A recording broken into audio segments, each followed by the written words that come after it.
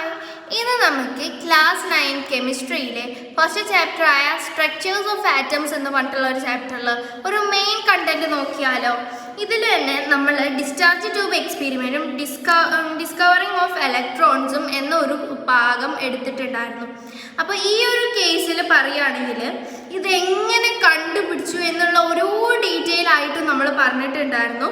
നമ്മൾ ആദ്യം ഒരു ഗ്ലാസ് ട്യൂബ് എടുത്തു, രണ്ട് മെറ്റൽ പ്ലേറ്റ്സും നമ്മൾ സൈഡിൽ വെച്ചിട്ടുണ്ടായിരുന്നു. അതിൽ നിന്നും വരുന്ന ലൈൻസ് നമ്മൾ രണ്ട് രീതികളിൽ പേര് വിളിച്ചിട്ടുണ്ടായിരുന്നു.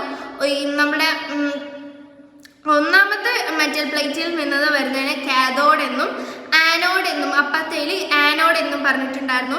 അത് നമ്മളൊരു ബാറ്ററി വെച്ചിട്ട് കണക്ട് ചെയ്തിട്ടും ഉണ്ടായിരുന്നു. ഇത്രയും നമുക്ക് എന്താണ് ഇതേപോലെ ഫുൾ ഓൺ ഡീറ്റെയിൽ ആയിട്ട് എങ്ങനെയാണ് ഇലക്ട്രോൺസ് ഉണ്ടായിട്ടുള്ളത്, എങ്ങനെയാണ് പ്രോട്ടോൺസ് ഉണ്ടായിട്ടുള്ളത് എന്നൊക്കെ നമ്മൾ പറഞ്ഞിട്ടുണ്ടായിരുന്നു. നിങ്ങൾക്ക് ഇത് ഡീറ്റെയിൽ ആയിട്ട് പഠിക്കാൻ ആഗ്രഹമുണ്ടോ?